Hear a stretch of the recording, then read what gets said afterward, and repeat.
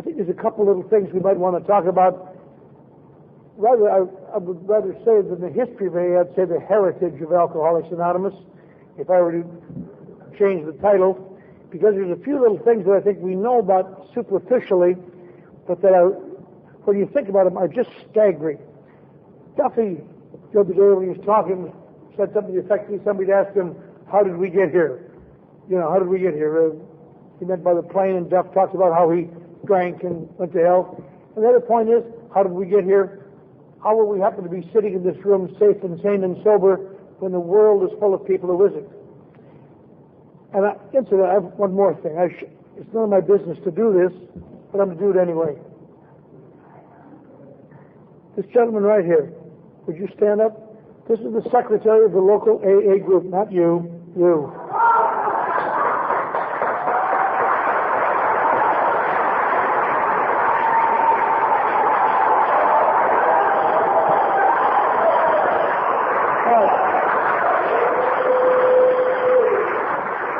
We don't want an ovation, just a hand, if you don't mind.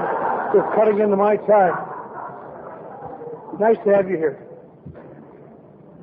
But AA is here on a very, very tenuous set of funny little things that should never have happened.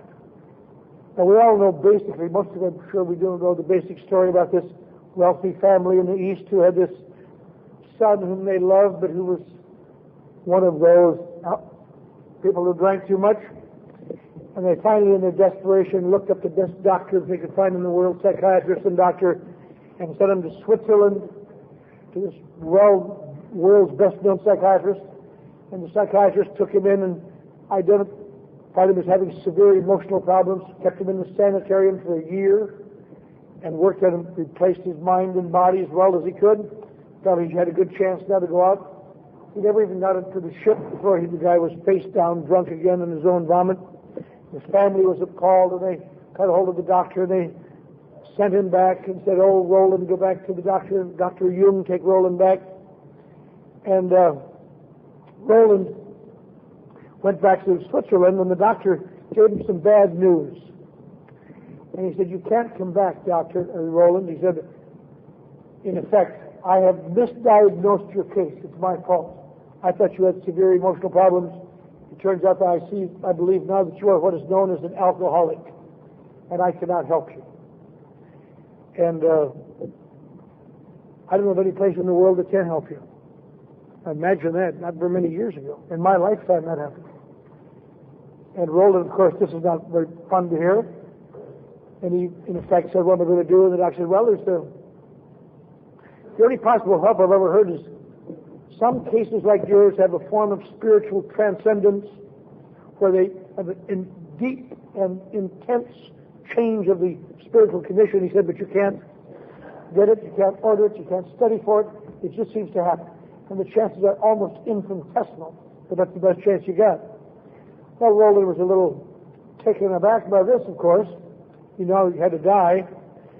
In a sense, the doctor told him about what a man would think today. He said, you have AIDS, because there's no way out. There may be a miracle cure, but nobody knows what it is. And so he stayed in Europe, and there was a group at that time, as most of us know, called the Oxford Movement.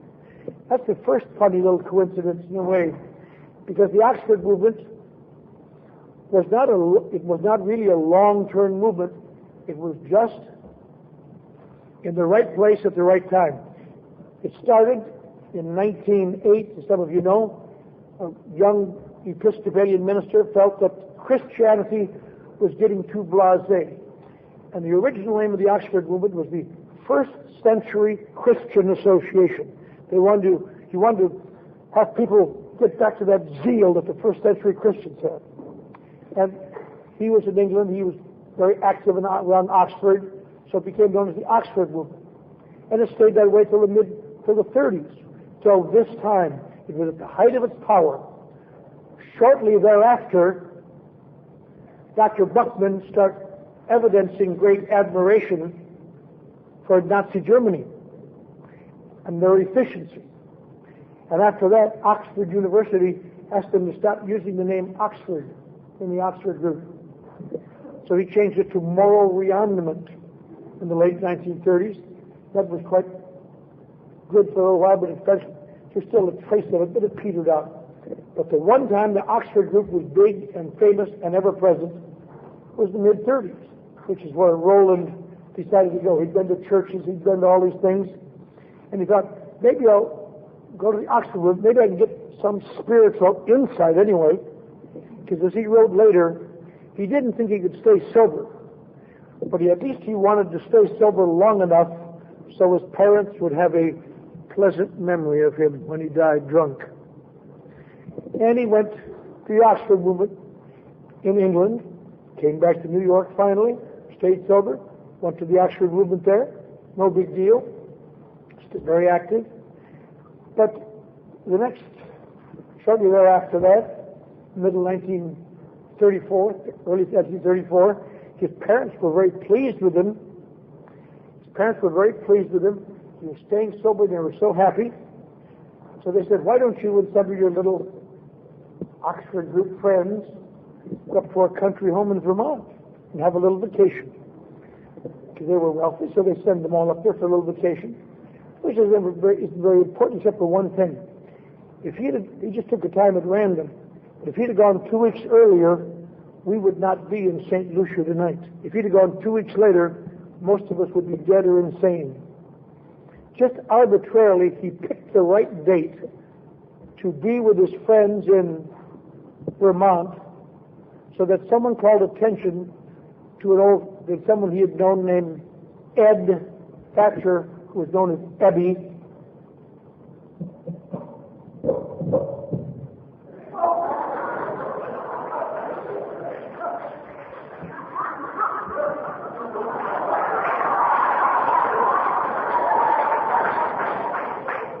And they said, Ebby's having trouble with drinking. So Roland started giving him a little shots. We went over to talk to him, and Ebby didn't want to hear about it. He didn't want to hear about it. He said, thanks anyway, Roland. I'll let you know if I need trouble.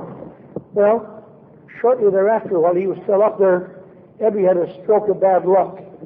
He drunkenly drove his car into somebody's living room. And so now he was going to be put away. And somebody said, oh, Roland, could you help poor Ebby? Now here's a little strange coincidence. One of the little Oxford group people that went up there with Roland was the son of the judge trying Ebby. So he put a little clout with the judge. Roland said, you know me, Judge. How about we take this guy out of here and we'll take him to New York and give him the Oxford group since we happen to be here? And the judge says, okay, my son says, oh, I know you, Roland. But he said, if he comes back to Vermont, he's going to be put away. So they took him in. Just think, if Roland hadn't happened to be there with that kid, that guy would have been put away and we'd all be dead.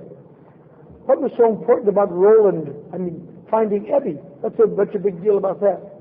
Because Ebby, for the extension of our lives, had to be brought to New York and get put in this Oxford movement. He liked it a little, but his motive wasn't terribly great. Roland now was trying to stay sober so his folks to have a pleasant memory of him. Ebby was in the Oxford movement to stay out of the Vermont State Penitentiary. Really a juggernaut of sincerity. And finally, a place called the Calvary Mission, an old mission in Manhattan where Oxford group held forth. And Ebby was in there, and they went to meetings. He told them about the principles. And then one day, Roland and a couple other guys told Ebby, now you've got to, one of the things we do here, we testify to others. And Ebby, I don't want to testify to others. We don't care. That's what you got to do. So who am I going to testify to? I'd be embarrassed to testify to anybody decent. So we happen to think he had another boyhood chum, bad drunk, fool, loser, quitter, who happened to be living in Brooklyn. So got a hold of his address, got a hold of him and called on his chum, Bill Wilson. He went to Bill Wilson, and most of you know that story. He says, I'm straight and clean, and Bill Wilson said, oh, Jesus. Another religious puke. And he's sitting there. He said, I found religion, and Bill's reaction was good. You won't drink any of my stuff tonight. So, hand me that bottle there behind you, will you, Ebby? That's really interesting. And Ebby told him all this, and he didn't want to hear it, really. And this kind of bothered Ebby, because although Ebby wasn't a great zealot, he hated to be put down by a lower companion. So he went back to the Oxford group. In a couple of days, he came back with the Oxford group closer, a guy named Shep. And Ebby and Shep gave, and Bill Wilson reacted, I hope, the same way you and I would. Went off on the worst drunk of his career. Decided to go to the mission and tell him what he thought. He stopped for a few drinks down the way, and by the time he got there, he was just goofy drunk. Got in, and they had an altar call, and he went down to the altar and said a few words to one and all about the goddamn Oxford group, and just acted crazy and went home, goofy, lay in bed, sick, crazy. Decided to see if he could get off this one. But his wife had credit enough for 4 bottles of beer in the store that they traded up, so he got those. Went to the town's hospital. And we all know the story. So a while later, early one morning, in the middle of the night, Bill Wilson turned out to be the one in a million who had a true spiritual transference, a spiritual experience. And he didn't know what it was, but as he wrote later, the rooms would be full of light and there's a wind. And they got the doctor, and he talked to the doctor for a long time. And the guys from the Oxford group came over and talked to him, and then he left. Now, the good thing about Ebby having found him, that even if he had a spiritual experience, there have been cases of people having spiritual experience, but when they get out of the hospital, wherever they have them, they usually go to a church. Bill associated somehow the Ebby, so instead of going to the church, he went to the Oxford movement, and he became a member of the Oxford movement. And he felt he had been given this gift so he could carry a message of spiritual growth to to drunks. And for the next 6 months, he worked with drunks. He went to Oxford group. He'd find guys on the streets. He'd take them to the Oxford group meetings. Some of the Oxford group people weren't thrilled with it. And he'd bring them home and put them in the house, and he'd feed them. And his wife was having a difficult time. She'd barely been able to support the two of them. Now she had to support guests. Bill didn't work. It sounds a little cold, but it always worked well in our family.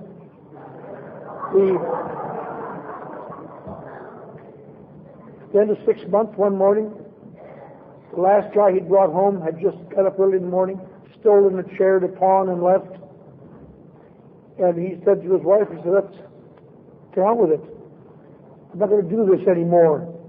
This does not work. I thought something was going wonderful, but it didn't work." And I'll tell you right then, your life and mine hung by the narrowest possible thread. It's just because she turned to him and said something that hardly anybody would ever have thought to say. But it changed the course of human history. She turned to him. I asked her a few years ago to Vermont. I was up there in Connecticut, having lunch with her one day. I said, "Lois, how did you ever think of that answer? You changed the course of human history." She said, "I don't know. It seemed quite obvious." When he said, "It doesn't work, nobody's staying sober," she says, "You're staying sober. First time you've ever stayed sober." And he said, "Oh, yeah."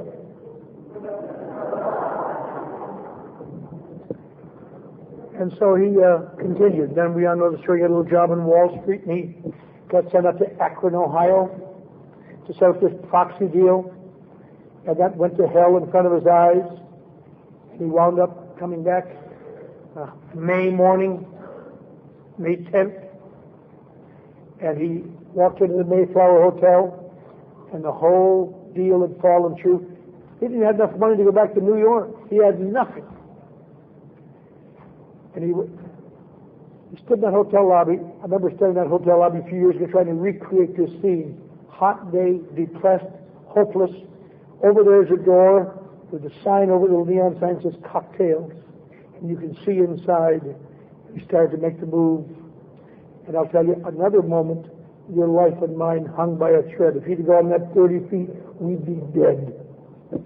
But then he remembered he had promised that these goofy Oxford group members, Sam Shoemaker down in New York, had given him a list. So we went over the telephones on the wall like they had in small town hotels. And he looked up the name. The bottom name was Reverend Tunks, Episcopalian minister. So he called him up, said, I'm a drunk from New York. Can I get some help?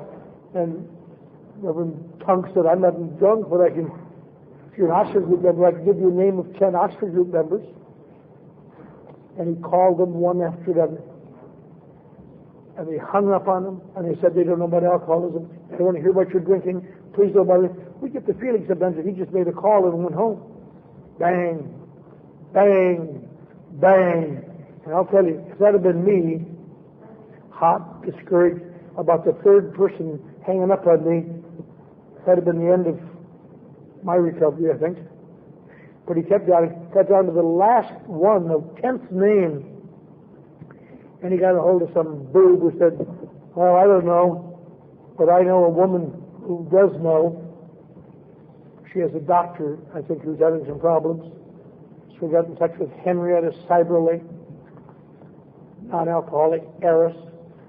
She invited him to come out and talk to her on Saturday afternoon, and they talked. And she said, well, I'd like to have you talk to my doctor. So she called the doctor, but she talked to the doctor's wife. The doctor just passed out under the table. So we'll set it up for tomorrow. So tomorrow he came back. In this little guest house, many of you have been there, Cyberling Mansion in Akron. Doctor, his wife, 2 kids, showed up in Bill. The doctor said, we didn't really want to hear it. I'll give you 15 minutes. Bill, he said, I know you want to talk about the Oxford group. Dr. Bob had been a member of the Oxford group for 2.5 years. He was one of the spiritual leaders of the Oxford group in this area already, you know. I give you 15 minutes, that's about all. I got to get home and worry. He got talking, and they called him aside. A spark set up. We all know what happened then. They talked a long time. And Dr. Bob, for some reason, hung on to him. And he said, God, I hate to ask you this, but could you stay a little while at our house? Now, Bill Wilson sitting there without a train fare home. He says, yes, I can. I believe I can do that. So he moved into that house. And for the next 3 weeks, they just discussed Oxford group, and they went to Oxford group meetings, and they got involved. At the end of 3 weeks, as we know, the doctor said, boy, I didn't think I'd be able to go to the AMA meeting, but I'm going to go in Atlantic City, and I'm going to tell them what we found, Bill. You stay here and take care of my wife and kids, and we're going to show them. And off he went. We didn't hear anything from him. About 4 days later, the office nurse, Dr. Rob's office nurse, called up Mrs. Smith, said, Mrs. Smith, I got some bad news. They called me from the station this morning. 2 porters carried the doctor off the train, dead drunk, put him on the platform. I went down and got him. He's here in the office, drunk on the floor. I'm so sad to tell you this. What can I do? So Mrs. Smith and Dr. Bob, or Bill Wilson, went down to the office and got this drunken guy and took him home. Kept him there day after day, sick, desperate, ashamed, guilty. And it turns out Dr. Bob had told his wife, you know, on Wednesday morning, or Thursday morning, I've got to do a cancer operation. He was a surgeon, proctologist, taking a rectal cancer out. And he said, my God, look at my hand. I can't do that operation.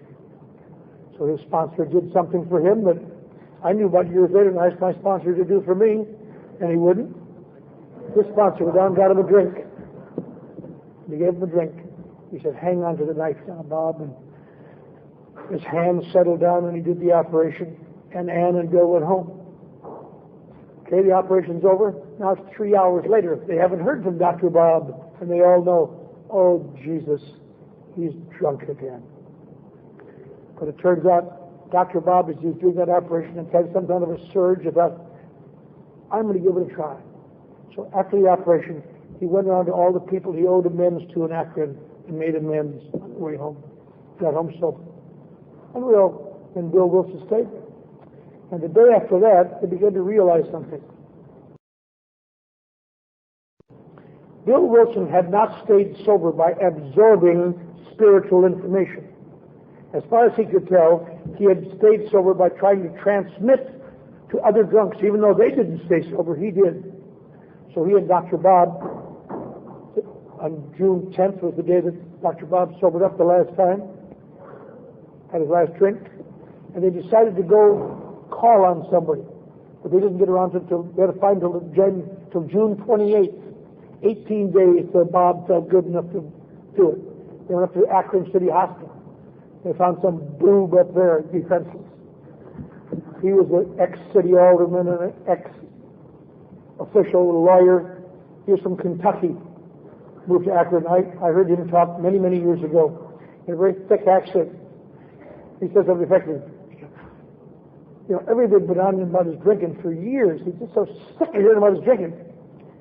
He said, my wife came in to me. She said, there are two fellers want to talk to me about my drinking. I thought, oh, hell. But she said that I'd help them fellers if I'd let them tell me about their drinking. So that's the least I can do for them, to help them. So they came in and they talked to me about they never talked to me about my drinking. They talked to me about their drinking. And I never heard anybody describe me so well. I was so impressed, I stuck with them fellers, and I've been with them ever since. And he became A number 3, and A number 4, little by little. They ended July. Lois saved a few pennies and took the train out to see how Bill was doing, and she was so proud, happy, they were staying sober. Later in the year, Bill went back to New York. We all know Akron had a pretty good base. They had what was called the Alcoholic Squadron in the local Oxford group. Bill went back and started one in New York. He didn't have as much luck as Dr. Bob. And little by little, they grew. They had 18 good solid members a year later. In 1947, Bill Wilson had a few members having trouble. His big right-hand man was a guy named Hank P. And they were trying to keep it together in New York. And they were out. He and Dr. Bob sat down and said, what we got to do, we got to make our move. First of all, there are 3 things we got to do. We should write some kind of a book so people won't misquote us. I don't know what we're going to put in it, but we've got to do something.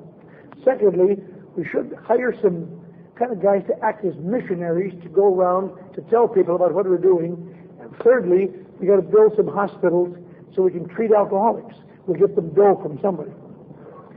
And they agreed that'd be a good idea. They couldn't hire the missionaries. They thought they could do that by the sale of the book. They couldn't build hospitals. They had to get that money somewhere. But they could write a book. So in 1938, Bill Wilson sat down and wrote the book, which we read from tonight. We read from throughout the world. A book called Alcoholics Anonymous. Now we're all familiar with it. Say, what's the big deal about the book of Alcoholics Anonymous? When I was new, I'm sure many of you had the same experience. When I was new, someone told me to read the book AA. Well, I was a writer. I've made my adult life living as a writer most of my adult life. It's kind of a common syndrome to say, well, when I came here, I read the book. I didn't think it was very well written. Ha, ha, ha, ha. I read it. I didn't think it was badly written. I just thought it was terminally dull. Just endlessly, terminally dull. I write dynamic things. Do it now. Take this action. Bye. And there's nothing in this book you just read for hours.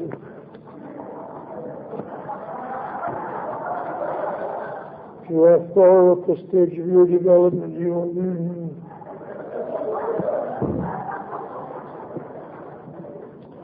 I didn't see how that could help me exactly. 7 years later, through a series of bad breaks and misunderstandings, I was on Skid Row in Los Angeles. And I got back at AA one more time. I had a new sponsor, and he had me read this book. And I smirked when I read it. And you know what I discovered? It was terminally dull, endlessly dull. Never got anywhere. I really had to give up on the book. I mean, it might be helpful for simple people, but I've been cursed to the brain. And it wasn't until sometime that I'd been sober for a while, taking actions and doing things under responsive guidance and being active in AA and staying sober. But little by little, over a period of time, I noticed something strange happened in my interpretation. I came to believe somewhere in the middle of my first 10 years, maybe 5, 6, 7 years, and I come to believe it. I believe it more implicitly today than ever. I have come to believe, against my early inclinations, that the book Alcoholics Anonymous, if not the only book, certainly is one of only 2 books that I firmly believe to be divinely inspired. I have little by little come to believe in that book as being divinely inspired. And there's a couple of good reasons for it. First of all, you got to remember this: the man did not know enough to write it. You got to remember that for 5,000 years there has been people attempting to work with alcoholics, and doctors and clergymen and psychologists and psychiatrists and well-meaning people. I have a great picture from 1860 in France. It shows a room about this size with a whole bunch of caskets, apparently caskets, but they're not. But they're shape of caskets with holes in the middle, and you just see faces. And up here the doctor says, Dr. Leclerc addresses a group of French alcoholics, just locked in little boxes. They always, nobody knows what to do with these fools, ever. And there's been efforts and religious efforts, and people have given their all, and then nothing has ever been effective, except the Washingtonians briefly, and they had nothing written really. And here's this guy, 3 years sober, surrounded by failure. Most of the people he had worked with were drunk. By far the most majority of the people who came to AA and the version of it then were drunk. And he wrote a book that has changed more alcoholic lives in the last 51 years than all other therapies combined in the history of mankind. Now that is miraculous. I know there are sometimes new people, they say things like, but God, he was sober 3 years. He should know enough to write a book by then. Let me give you some bad news if you're new. By the time you are 3 years sober, you will discover you are not able to write a book yet. By the time you are 5 years sober, you will find yourself patronizing people 3 years sober. Still going to meetings, Jimmy? Keep it up. By the time you're 10 years sober, you hate to send people 3 years sober to get your coffee. Was that 2 creams and 1 sugar, or 2 sugars and 1? Oh, never mind, I'll get it for Christ's sake. By the time you're 20 years sober, you hate to have people 3 years sober unattended on your property.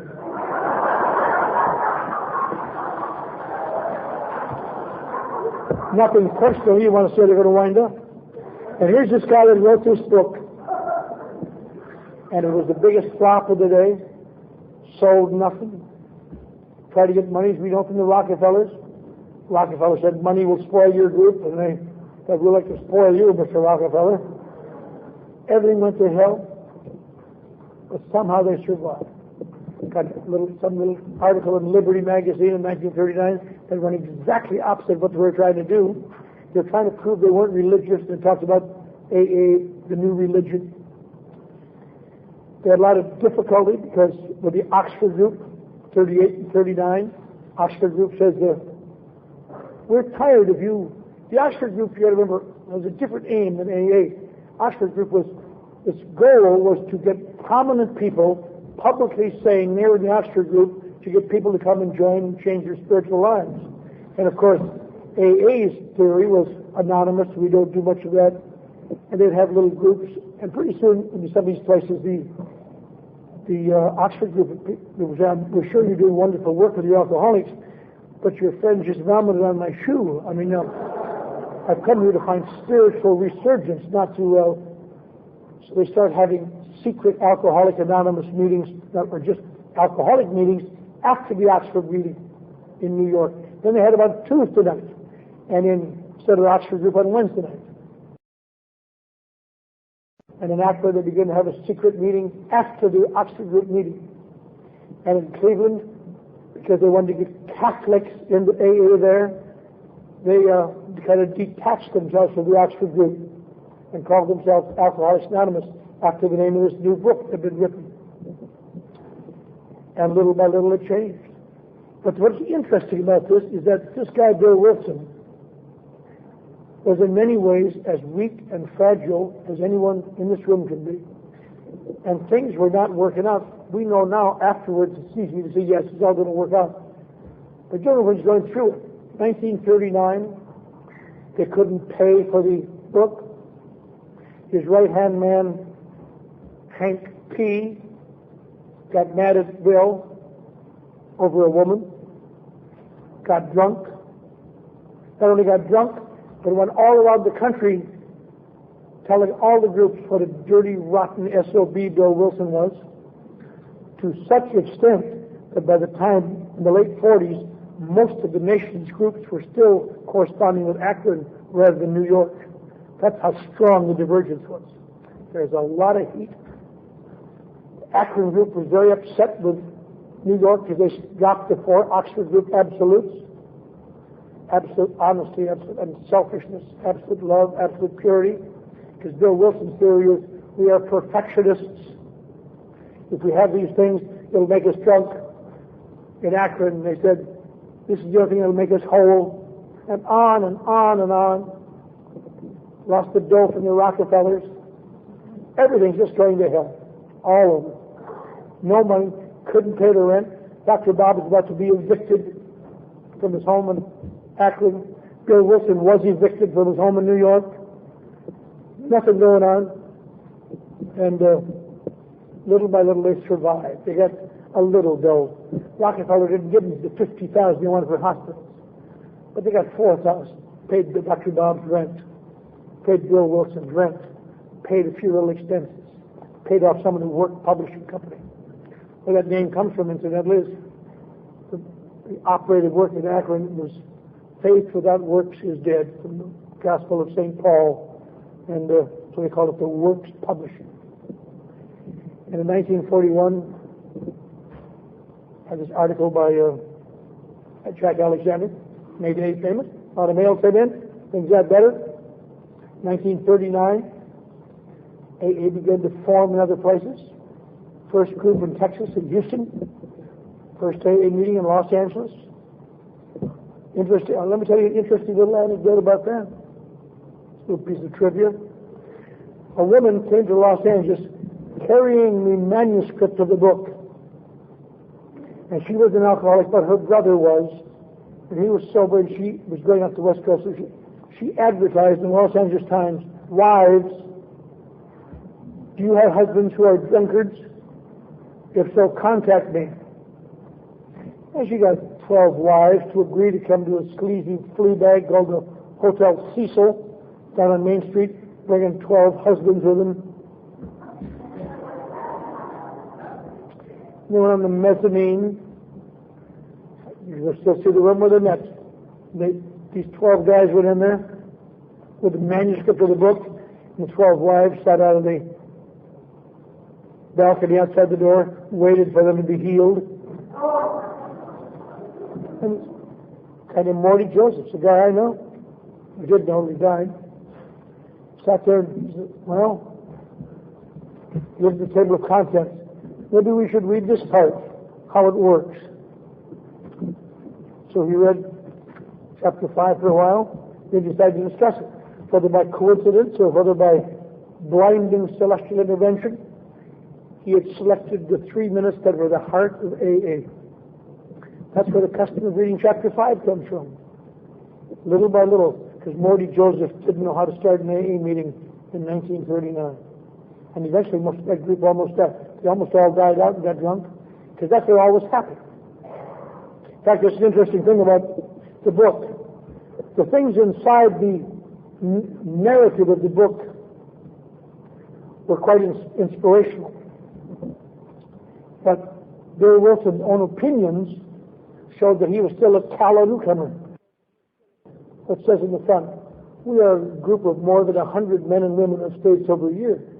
He later admitted, to the best of his knowledge, there were only 79 people sober a year, but 100 had a more nice ring to it. Now we all understand that. But he was certainly inspiring. So, little by little, it came along. 1946, we talked about the other morning. Groups were going in all directions. People were dying. Everything was going to hell. People were selling memberships here, doing things bad there. And he started to create the concept of the traditions. And he wrote the long form. In 1949, he reduced them to the short form so that people could understand them. But if any of you get a chance, you should read the long form. They make the traditions really worthwhile. And many of them are based on the experiences of the Washingtonians, what killed the Washingtonians. Bill Wilson had never heard of the Washingtonians till 1945 when some guy told him about it. And he looked into it and he started writing the traditions in 1946. And in 1950, they had the first international convention of AA, made up of highly divergent elements. Everyone in Akron said, we'll have it in Akron, the birthplace of AA. And in New York they said, we'll have it in New York, the fulcrum of the world. And the people of Akron said, we ain't going to New York.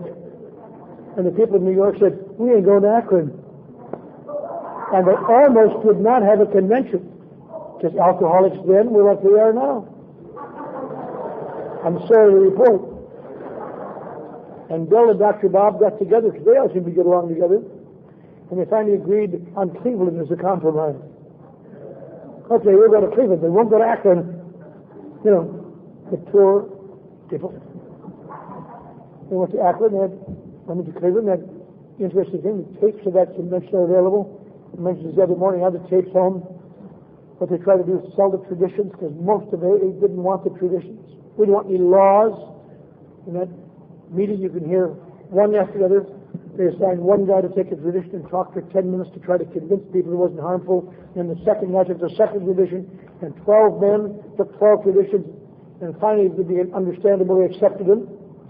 And most of us remember that's where Dr. Bob, dying of cancer, was brought to the podium. They had that little talk that has such help for many people, very short, on how let us not get ourselves all loused up with scientific stuff that's of interest to scientists. And he said a great line, he said, and it's really true today. When it boiled down to his last analysis, AA is love and service. And we all know what love is, and we all know what service is. And he died. And here, he died a few months later. Interesting thing. These founders of ours were great people, but they were quite very human, very much bedeviled in many ways. Dr. Bob, for example, and Bill Wilson, absolutely divergent types. There's an old saying, it's an apocryphal saying, but it really has a basis of truth. If Dr. Bob had been the only founder of AA, you would still have to go to the King's School in Akron to go to a meeting, because that's the only place it would be. If Bill Wilson had been the only founder of AA, he would have sold it in 1939. But between them, there was an exquisite balance. One of the things that Bill Wilson had planned in the late 1940s, he had planned what kind of a gravestone he would have, what he would put on it, had some epitaphs. And Dr. Bob died and spoiled all of it. He put on his, Dr. Robert Smith, born and died, that's all. And so, it's kind of an interesting thing, up in the little Vermont cemetery, where Bill is buried, he has an even smaller one. He has out-humbled Dr. Bob.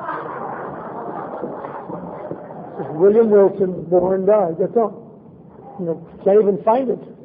I was up there struggling. It's just in the middle of a country graveyard, nowhere. But here's interesting insight. And this is not certainly put down, because I revere these men because they were so human and did such wonderful things.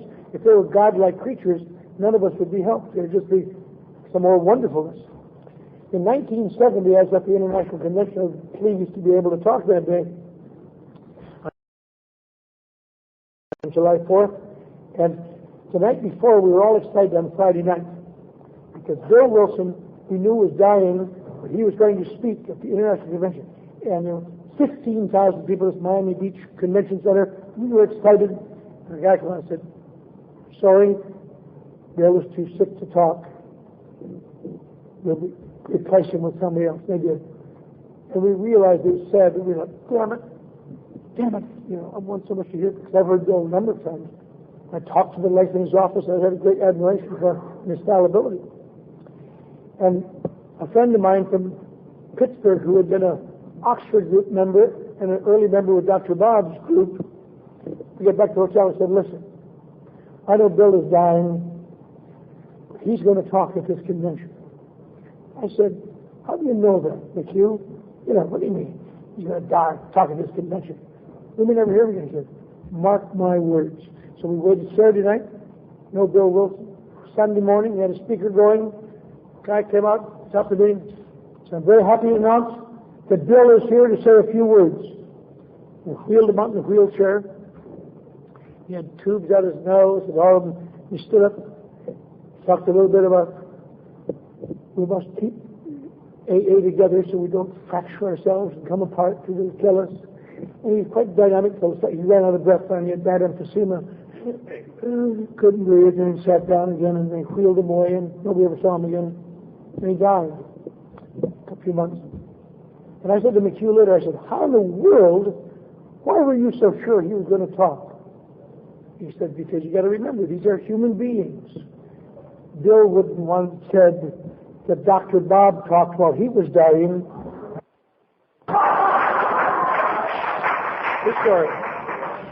True story. And AA has had a lot of, they started the General Service Conference, most of us know, in 1951, in the face of a lot of problems. They had grown little by little. It's now almost everywhere. And the biggest battle of AA today is the same battle as it was for the guys in Akron, Ohio, I guess. Is that no matter how big and wonderful and impressive it gets, there are certain basic principles that must be taken by people who do not choose to take them. Because the argument is, what is Alcoholics Anonymous? Is always the same. You hear all the definitions. Alcoholics is a fellowship of men and women, true. But what is Alcoholics Anonymous? Is it a convention? Is it a trip to St. Lucia? Is it a meeting? Is it going into a hospital? Is it being of service? Is it being a delegate to New York? It's none of these things. It's not a book. These are all tools that we use with Alcoholics Anonymous.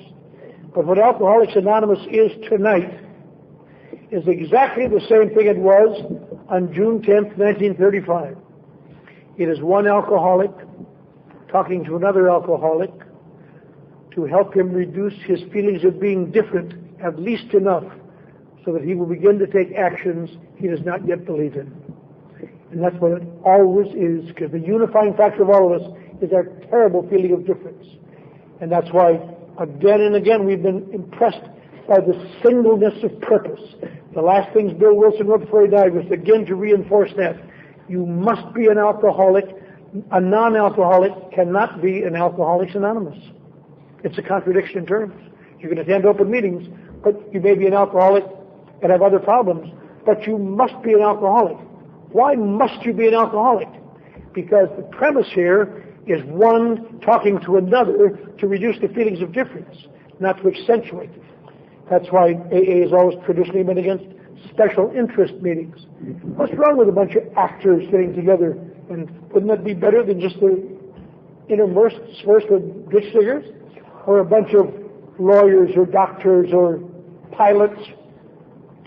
And there's nothing wrong with it, I guess, in a sense. I'm sure Paul feels this way. As a doctor, he's a member of IDAA, International Doctors AA. It's fine. to get people in so they're not afraid. But they must eventually move on into AA. Because the whole premise of AA is to help people overcome that terrible feelings of difference. When you sit in a special interest group with other people like yourself, you reinforce your feelings of being different. Yes, we pilots do have different problems than they do. Yes, we lawyers do have a different problem than they do. Yes, we actors. And the ones who stay in those special interest groups almost invariably get drunk again. Happens all the time. It is overcoming those feelings of difference. And that's why sometimes AA seems like a fuddy-duddy group, and sometimes they seem old-fashioned with these traditions. And why do you have to be an alcoholic?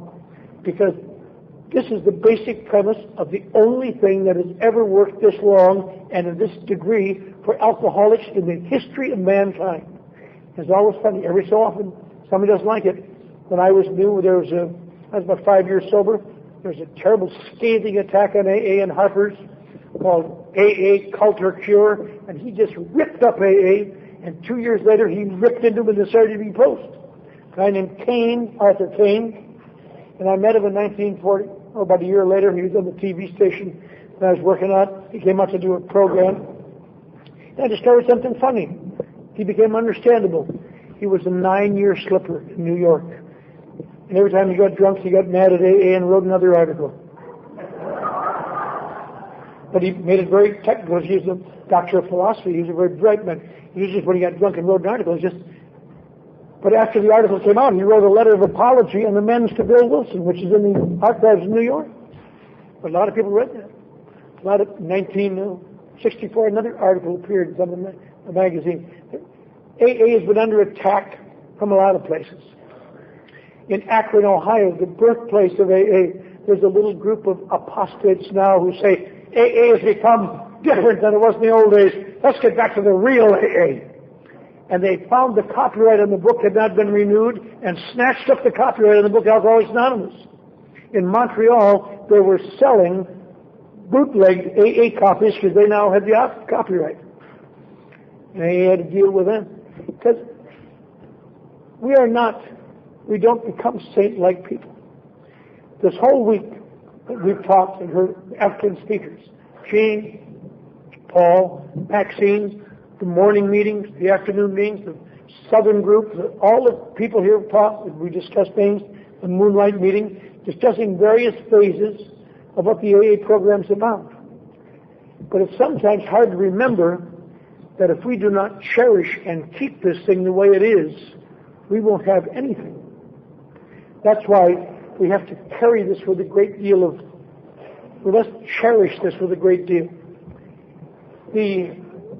One of the parts of the book that Bill Wilson felt bad about and tried to edit again and again, because he felt it was just too religious. He didn't want to leave people with a bad taste in their mouth.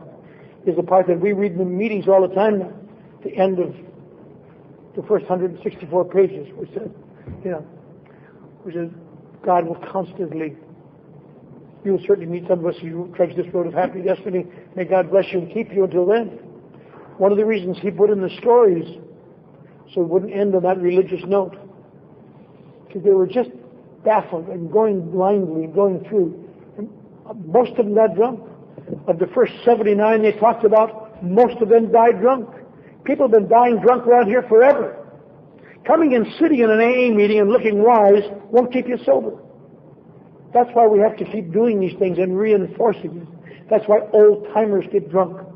My sponsor told me when I was new, if you don't do these things, you'll get drunk. I said, oh, really? And the next year he stopped doing them and he got drunk and died. And people thought I should be depressed. I said, no, proves what he said was right. True story. Stop and think about it. There have been literally millions of sober alcoholics in AA. Every meeting you go to, there are newcomers. You stop and think. Every week there are newcomers. There shouldn't be halls big enough to hold us. But there are, because most don't stay long enough to discover that AA is more than getting sober. Some get here, especially these days, so full of psychobabble, they think they've taken the steps in the 28 days they were in that treatment facility. They think that's the end of the AA therapy. Some come here and rise to such spiritual heights, they float right off the top of AA. Don't you go to meetings anymore? I no longer need meetings. I walk with my partner. And one day his partner gives him a martini, and here he comes.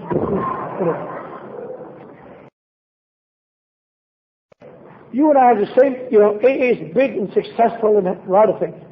But it got here by such a funny little series of coincidences that the biggest battle you and I have to do today is remember, we can't take this for granted. That a guy got, incidentally, Roland, here's an interesting little piece of trivia. He never went to AA. He used to in the Oxford group. Roland died in 1943. To this day, his family has refused to announce the cause of his death. Most people think he got drunk one more time, because alcoholics get drunk.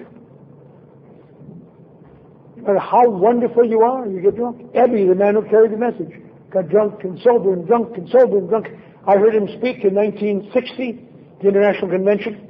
Bill Wilson cherished him as ever been sober 7 years, long as he's ever been sober. So I want to introduce my sponsor. Ebby came up and talked for a while. He seemed to have kind of a sardonic attitude. And a year later, he got drunk. I was talking to somebody in Texas where he lived. I said, what the hell did that guy get drunk for? Christ, he's such a legend. He never could understand why Bill Wilson gets all the attention and he doesn't. He was supposed to be Bill Wilson's sponsor. Human beings sitting there grinding, completely oblivious to the fact that he'd been drunk most of the time. And Bill Wilson's been sober. But that Bill, I carried the message to him. How come he's getting all this juice? And it's just an amazing thing. And AA is really short. I'm going to close down and say, it's amazing to think how short AA is. If you knew 55 years, sounds like forever. When I was young like you guys, I remember going to the international conventions, as in my first one in 1960. Not very many people, held outside the Long Beach football stadium. How informal it was. A bunch of us were milling around outside waiting to get in. And they said, we need some ushers. Anybody want to be an usher? And I was a year and a half sober, and I was sick of it already. And then my front keys, I said, I'll be an usher. So they came in and gave us a blue armband, said usher, said take old people down to the front seats. All right. So I got an old lady, first one in, and took her to the front seat, sat her down, took off my armband, and sat next to her.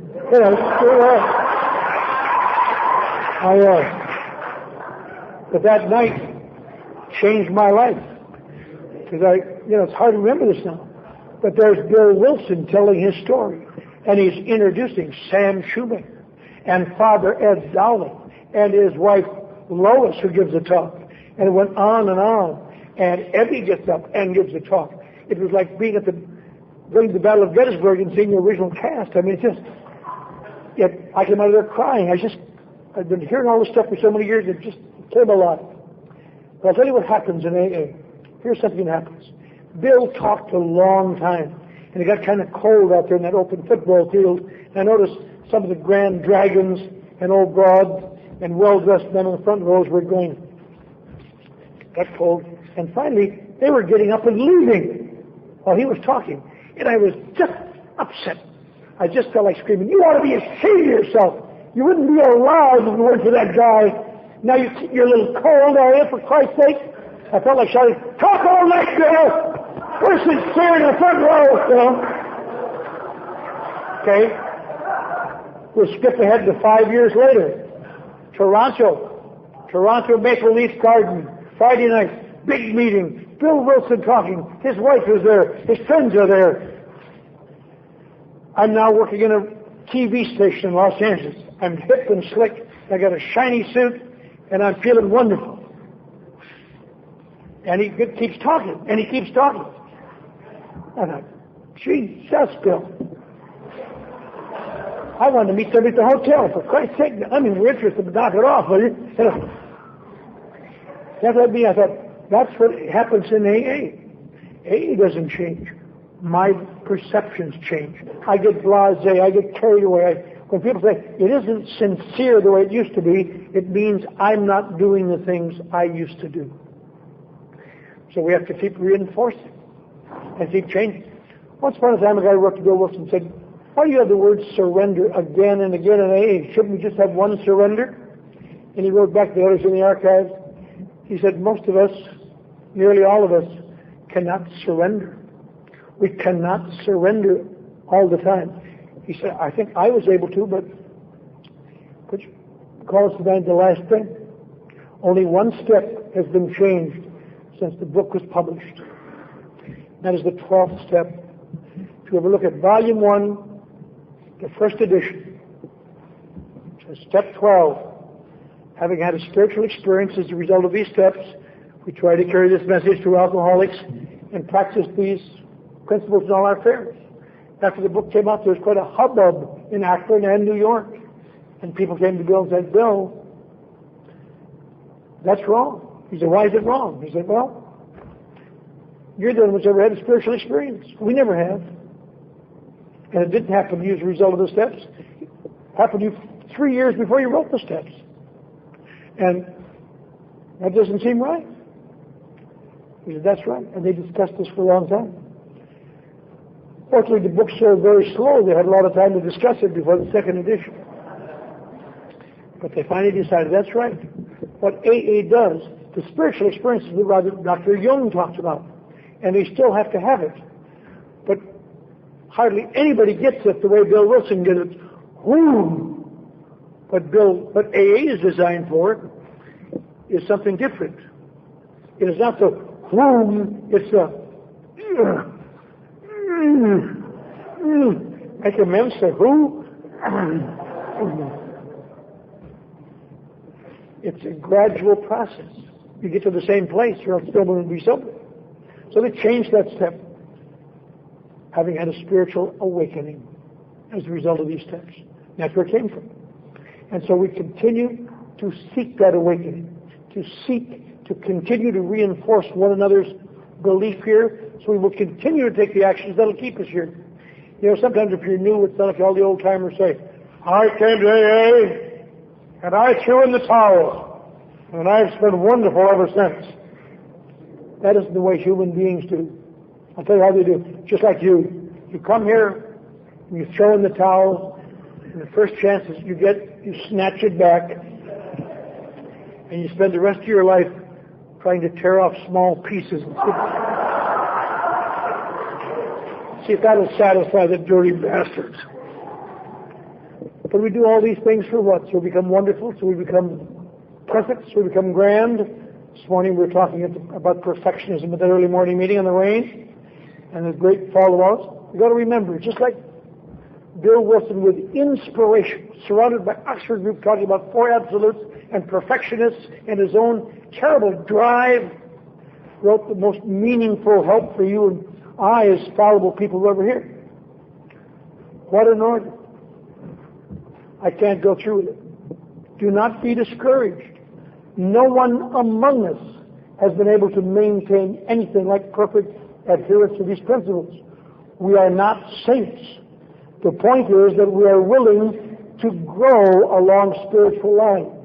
The principles we have set down are guides to progress. We claim spiritual progress rather than spiritual perfection. And then he goes down at the end and says, surely, trudge this road of happy destiny. And surely you'll meet many of us as you trudge this road of happy destiny. And certainly a great thought for all of us to say to one another as long as we live. May God bless you and keep you until then. Thank you.